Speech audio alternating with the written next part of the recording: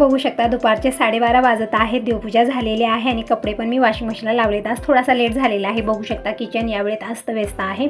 खूप सारे भांडे झालेले आहेत कारण मला आज पूजेला थोडासा वेळ जास्त लागला. आज अमावस्या आहे त्यामुळे मी आजच देवाची डीप क्लिनिंग केली, जसं तुम्ही अगोदरच्या व्हिडिओमध्ये बघितलं. कारण उद्याच्याला आपल्याला होणार नाही, उद्या घटस्थापना होणार आहे, त्यामध्येच भरपूर वेळ लागणार आहे. म्हणून मी हे आज म्हणजे देवाची डीप क्लिनिंग, देवांना पितांबर लावून छान स्नान घालणं, हे सगळी कामं आजच मी करून घेतलेली आहे. देवपूजा कंप्लीट झाली. लगेच मी कपडेही वॉशिंग मशीनला लावले आणि भांडी अगोदर मी क्लीन करून घेते. कारण अशी अस्तव्यस्त किचन मन लागेल ना, असं होतं ना. किचन जितकी स्वच्छ आहे तितकं आपलं मन लागतं.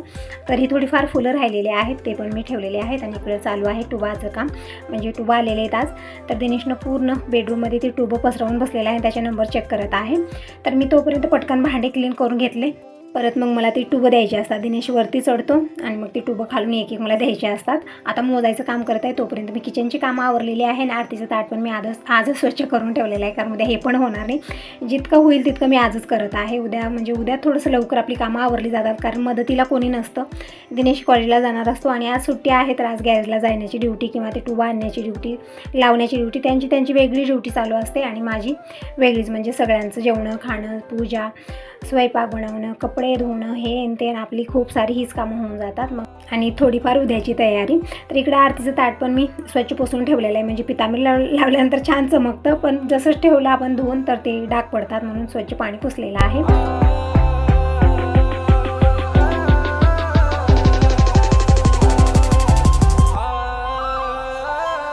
आता बनवत आहे मी नैवेद्य. म्हणजे देवपूजा केली पण नैवेद्य मी दाखवला नाही, फक्त साखर ठेवलेली आहे. तर म्हटलं आता शिरा बनवूया. तर थोडासाच रवा आहे डब्यामध्ये, तितका मी तूप टाकून भाजत ठेवलेला आहे. तर इकडे पेढे पण खायला घेतलेले होते. म्हणजे दिनेश तुळजापूरला गेलेला होता, तर तिथूनच हे पेढ्याचा प्रसाद घेऊन आलेला आहे. तेच मी खायला घेतलेलं आहे, कारण लेट खूप झालेले, भूकी लागलेली आहे.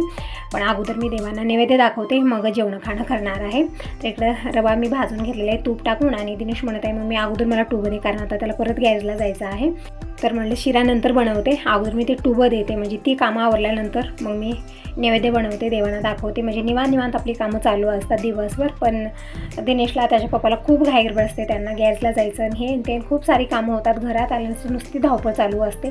तर म्हणलं अगोदर यांच्यासाठी टिफिन पॅक करते, घरी जेवण करायला येणार नाहीत, तर तिकडेच टिफिन देत आहे. म्हणजे दररोजही असंच आहे, पण ज्या दिवशी दिनेश असतो त्या दिवशी घरी येतात जेवण करायला, तोपर्यंत दिनेश थांबतो गॅरेजमध्ये. पण दिनेश म्हणत आहे की तिकडेच टिफिन पॅक करून दे, कारण आज कामं थोडीशी जास्त आहेत गॅरेजमध्ये, पप्पा घरी येणार नाहीत, तर तिकडेच टिफिन पॅक करून द्यायला सांगितलेलं. तर टिफिन पॅक करून दिलेला आहे आणि आता मी शिरा बनवते. म्हणजे टुबं दिले, टिफिन पॅक करून दिले, यामध्ये मला अर्धा तास गेलेला आहे. आता मी शिरा बनवत आहे. तर रवा इकडे अर्धवट भाजला अगोदर, आता परत मी आणखीन थोडा वेळ रवा भाजून घेतलेला आहे. तोपर्यंत पाणी गरम करत ठेवलेलं होतं. पाण्याला उकळी आल्यानंतर हे उकळतं पाणी या रव्यामध्ये मी टाकलेलं आहे आणि व्यवस्थित शिजून घ्यायचा आहे रवा. साखर वगैरे आणखीन टाकायचं नाही आहे. रवा छान शिजला गेला मग नंतर आपल्याला साखर टाकायची आहे. अशा पद्धतीने शिरा बनवला ना, गार झाल्यानंतर हा शिरा खूप छान मऊसुद्धा बनवून राहतो. तर बघू शकता इकडं रवा छान शिजल्यानंतर मी साखर टाकलेली आहे. साखर टाकल्यानंतर थोडंसं मेल्ट होतं आहे मिश्रण, तर थोडा वेळ कमी गॅसवरती शिजवून घ्यायचं आहे. आता टाकलेले मी तर 1 ते 1.5 चमचा तूप.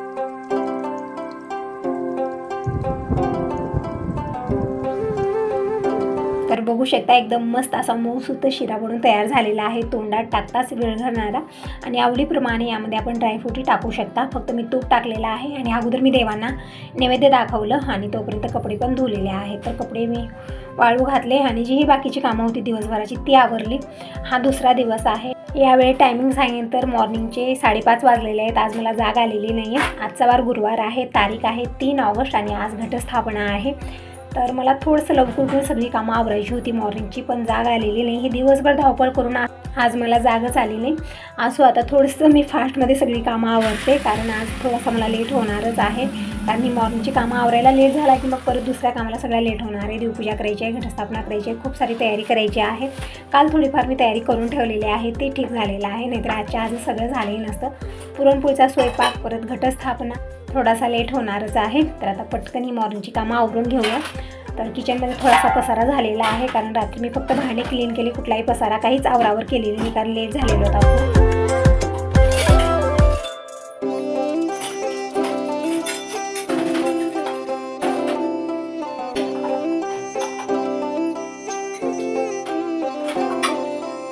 अगोदर मी सगळे भांडे रॅकला लावून घेते आणि झाडू मारून घेते आणि फरशी पुसून घेते. म्हणजे 5:30-6 वाजेपर्यंत ही कामं आवरली. मग अंगणाची साफसफाई करून घेणार आहे. म्हणजे डोक्यात एकच विचार आहे की आपल्याला 6:30 वाजेपर्यंत सगळी कामं मॉर्निंगची आवरायची आहेत. मग त्यानंतर आंघोळ आणि लगेच मी डाळ लावते कुकरला. म्हणजे डाळ शिजते तोपर्यंत मी घटस्थापनेची तयारी करून घेते. देवपूजा करायची असते आणि यापुढं आता आपल्याला 8-9 दिवस देव उचलायचे नसतात.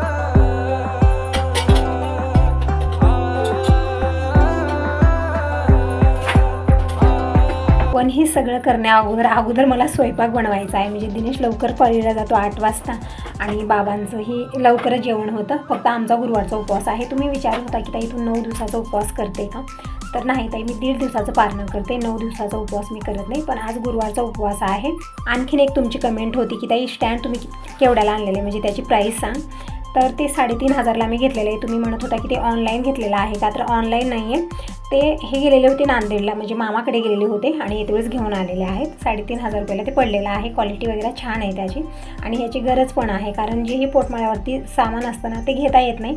आपण चेअर ठेवून चेअरवर चेअर ठेवून पण मी घेते तरी पण मला पोहोचत नाही. तर हे स्टँड व्यवस्थित आहे, मला ते ठीक वाटतं. म्हणजे सगळं वरचं जेही आपण ठेवलेलं आहे, म्हणजे जसं दसऱ्याची साफसफाई तुम्ही बघितलं, स्टँडवरती थांबून मी पोटमाळ्यावरचे सगळे डबे काढलेले होते. म्हणजे आपल्याला चेअरवर थांबूनही ते पोहोचणार होते व्यवस्थित, पण स्टँडवरती थांबून मी सगळी साफसफाई केलेली होती. सगळे डबे खाली ठेवले, परत वरती ठेवले, कुणाची मदत न घेता. म्हणजे स्टँड छान आहे आणि अशा घरामध्ये स्टँड असलंच पाहिजे, कारण वरचं काही आपल्याला पोहोचत नाही आणि प्रत्येक वेळी मदतीला कोणी नसतं. जसं आता दिनेश आहे, दिनेशचे पप्पा, दीपक, कोणीच नसतं घरामध्ये. आता दीपक तरी तिकडं आहे. दिनेश असतो कधी नसतो, म्हणजे कॉलेज असतं किंवा गॅरेजला जायचं असतं. मग त्यावेळेत काय करणार आपण? तर स्टँड आहे ते ठीक आहे. तर इकडे बेडरूममध्ये मी झाडू मारून घेतलेले आहे आणि किचन रूममध्ये झाडून झालेला आहे आणि फॅन वगैरे मी बंद केले नाही. तुम्ही म्हणत होता की काही मिक्सरचा आवाज ऐकल्यानंतर उठणार नाहीत का कोणीही? म्हणजे मी जसं अगोदरच्या व्हिडिओमध्ये म्हणलेलं होतं की फॅन बंद केल्यामुळे सगळे उठतात, पण मिक्सर मी चालू केलेला होता पहाटेच्या वेळेतच. तर तेव्हा तुमचा असा प्रश्न होता की ताई मिक्सर लावल्यानं कोणी उठणार नाही का? तर मिक्सरचा आवाज तितका जाणार नाही, कारण फॅनचा आवाज तिथं असतो त्यामुळे. पण फॅन बंद केल्यामुळे सगळे उठून बसतील. मिक्सर किंवा भांड्याचा आवाज आला तरी पण कोणी उठणार नाही, कारण ते फॅनचा आवाज सारखा तिथं असतो त्यामुळे. यावेळी टायमिंग बघू शकता, मॉर्निंगचे 5:45 वाजलेले आहेत. म्हणजे एक सेकंड असा पळतो ना आज. खरंच मला उठायला थोडासा लेट झाला, त्यामुळे घाई गडबड चालू आहे. तर बेडरूम, किचन रूम आणि हॉलमध्ये मी झाडू मारून घेतलेले आहे. दिनेश आणखीन उठलेला नाही ना, दिनेशचे पप्पा उठलेले आहेत. तर ते निवांत उठून त्यांचं ते आवरत राहतील. मी अगोदर ही सगळी कामं आवरते, कारण असं होतं ना नंतर कोणी आपली मदत करत नाही. जे करायचं आहे एकट्याला धावपळ करायची, उठल्यानंतर त्यांना आवरून द्यायचं असतं. म्हणजे कोणी समजून घेणार नाही, कारण त्यांना जे लागतं ते वेळेत त्यांना लागतं. आपण किती धावपळ करू किंवा आपल्याला लेट झाला तरी पण कोणी समजून घेणार नाही, कारण दिनेशला कॉलेजला 8 वाजता जायचं असतो. थोडासाही लेट झाला की मग दिनेश चिडचिड करतो. यांना 6 वाजता गॅरेजला जायचं असतं, मग त्यांना 6 वाजेपर्यंत सगळं आवरून द्यायचं असतं. थोडासाही लेट झाला की मग ते चिडचिड करणार. तर कोणीही आपल्याला समजून घेणार नाही. जेही करायचं आहे आपल्याला धावपळ करायची आहे, थोडंसं लवकर उठून करा किंवा लेट करा, त्यांना त्याच्यामुळे काही फरक पडणार नाही, पण त्यांना सगळं वेळेत लागतं, हे मात्र खरं आहे. त्यामुळे थोडंसं लवकर उठणं मला ठीक वाटतं. पण आज जागा आलेली नाही आहे. आज पूर्ण घरात झाडू मारून घेतलेले आहे आणि अगोदर मी इकडं पुसून घ्यायला सुरुवात केलेली आहे. म्हणजे मॉपमध्ये मी लिक्विड टाकून पाणी घेतलेलं आहे आणि त्यामध्ये पोत्र मी बुडवून म्हणजे ते हॉलमध्येच ठेवला आणि जरा माझ्या चालू आहेत, कारण त्यात संघ घेऊन येण्यानंतर त्याचं स्टँडही तुटलेलं आहे. त्यामुळे त्याला एकाच जागी मी ठेवलेलं आहे आणि मीच जरा करत आहे. ते पोत्र घेऊन म्हणजे त्यामध्ये बुडवायचं, प्रेस करायचं, मग पुसायचं चालू आहे माझी धावपळ. तर अगोदर मी इकडे बेडरूममध्ये पुसून घेत आहे, कारण एकदम व्हाईट कलरची फरशी आहे ना, त्यामुळे अगोदर मी सुरुवात इथूनच करते. मग नंतर किचन आणि तिकडची रूम मी दिनेश उठल्यानंतर पुसून घेणार आहे. अगोदर हॉल वगैरे पुसून घेते आणि अंगणाची साफसफाई करून घेते. म्हणजे सगळे उठ्यापर्यंत ही माझी कामं आवरलेली, मग नंतर त्यांचं आवरायचं असतं. तर झालेले बेडरूममध्ये पुसून फॅन ऑन केलेले आहेत मी. लगेच किचनमध्येही मी पुसून घेते आणि किचनमध्ये फॅन वगैरे नाही आहे, त्यामुळे लवकर पाणी निचरा होत नाही आहे. ते थोडासा वेळ जास्त लागतो. तर हॉलमध्ये दोन्ही फॅन ऑन करते, थोडंफार हवा जात राहील आणि ते पाणी लवकर हाडकलं जाईल. एक तर ती डिझाईनची फरशी आहे, त्यामुळे ते लवकर पाणी हाडकलं जातच नाही.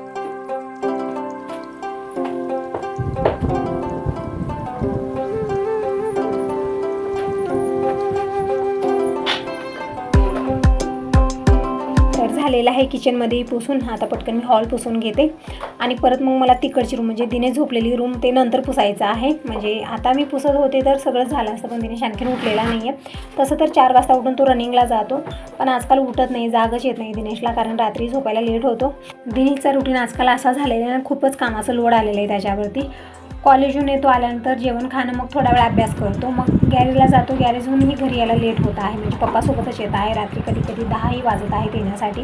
आणि ते गॅरेजमध्ये कामं करूनही थोडंसं म्हणजे अंग जड येतं आणि मॉर्निंगला उठायचं मन होत नाही. त्याचं असं झालेलं 3-4 दिवस झाले दिनेश उठत नाही आहे. तरी अगोदर मॉर्निंगला म्हणजे मी उठण्या अगोदरच उठून तो रनिंगला जायचा, कधी कधी 4 वाजता, कधी 4:30 वाजता.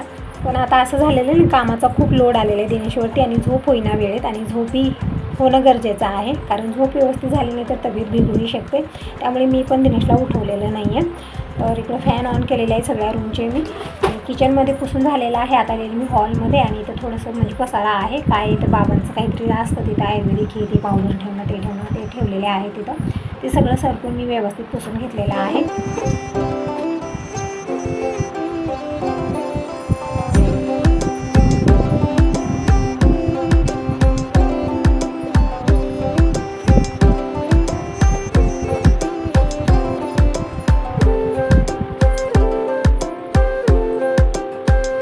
हॉलची इकडची साईड पुसून झालेली आहे. अगोदर आता मी दार काढते, गेट काढून बघते बाहेर उजेड झाला की नाही, तर नाही, आणखीन अंधारच आहे. तर लॉक काढते आणि गेट उघडून हे मॉप बाहेर नेऊन ठेवते, म्हणजे पोर्चची साफसफाई नंतर करणार आहे. अगोदर मी हॉल म्हणजे सोप्याच्या खाली वगैरे सगळं पुसून घेते व्यवस्थित, मग नंतर बाहेरची साफसफाई होणार आहे. म्हणजे फॅन ऑन करते, सगळे उठण्या अगोदर पाणी हाडकलं जाईल नाही तर तसेच म्हणतात, मग ते परत पावलं उठतात त्यावरती. ते उठण्या अगोदरच मी पुसते हे ठीक आहे. आणि दररोजचं कसं असतं, मी दुपारच्या वेळेत म्हणजे सगळी कामं आवरल्यानंतरच मी फरशी पुसत असते.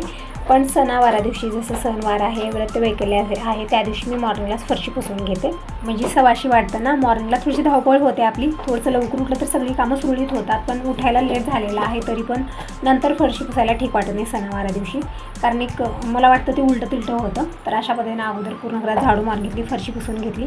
मग नंतर जी ही मॉर्निंगची कामं आवरल्यानंतर आंघोळ, मग देवपूजा, छान वाटतं.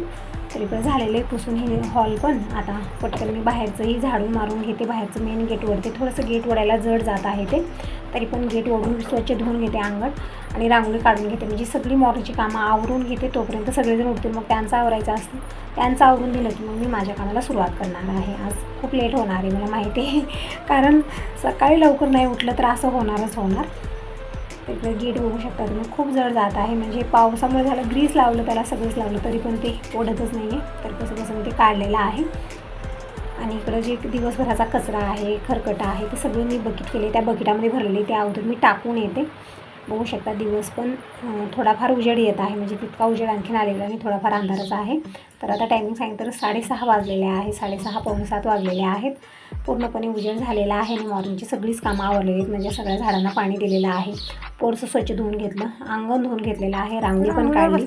आणि शेरू बघत आहे रांगोळीकडे एक वेळा माझ्याकडे, म्हणजे रांगोळीवरती बसायचं असतं शेरूला. रांगोळीशी त्याची काय दुश्मनी आहे काय माहिती. जोपर्यंत मी बघत असते तोपर्यंत रांगोळी व्यवस्थित राहते आणि थोड्या वेळाने मी बघावं, थोडीशी माझी नजर हटली की त्या रांगोळीवर झोपणं आणि ते मोडणं असं करत असतं. तर अशी रांगोळी काढलेली आहे, पण जास्त वेळ ती राहणार नाही.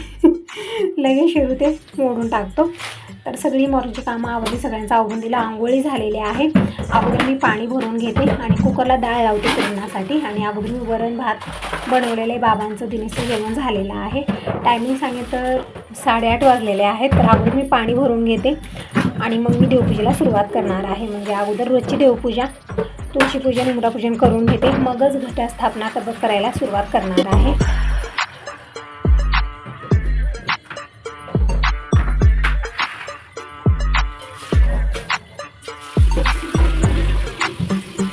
तर अगोदर मी कॅन भरून किचनमध्ये ठेवलेला आहे, म्हणजे जीही स्वयंपाक बनणार आहे अनसू पाण्याचा बनणार आहे, कारण जेवणाऱ्यानंतर मी करून दिलेला आहे. आमचा गुरुवारचा उपवास आहे आणि आमचं जेवण संध्याकाळी होणार, म्हणजे रात्रीच होणार आहे.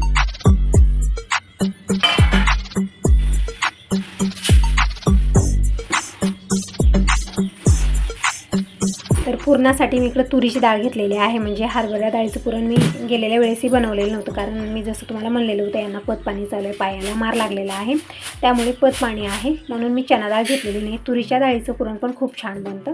तर मी 1 ते 1.5 ग्लास तुरीची डाळ घेतलेली आहे.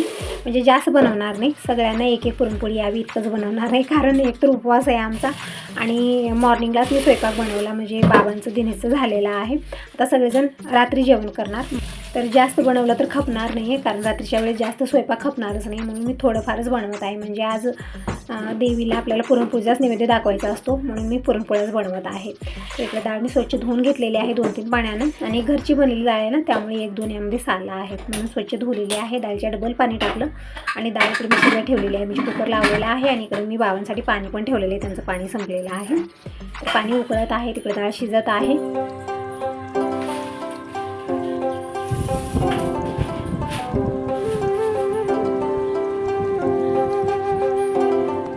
चला आता पूजा करायला सुरुवात करूया. लेट खूप होणार आहे, कारण मला थोडासा वेळ जास्त लागणार आहे.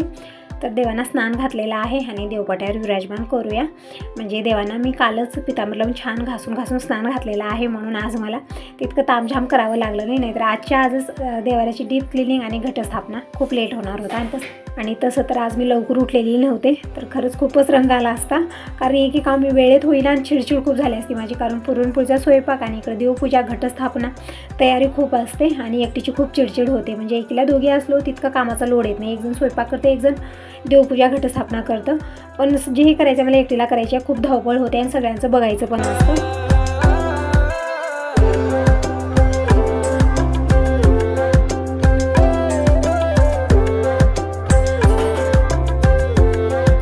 देवांना देवपाट्यावर विराजमान केलं. हळदी कुंकू चंदन वाहिलेलं आहे, फुलं वाहिलेले आहेत, दीप प्रज्वलित करून घेतलं, धूप वाळून घेतलेले आहे आणि देवाचे दर्शन करून घेऊया. म्हणजे रोजची देवपूजा झाली की मग आपण घटस्थापना करायला सुरुवात करूया.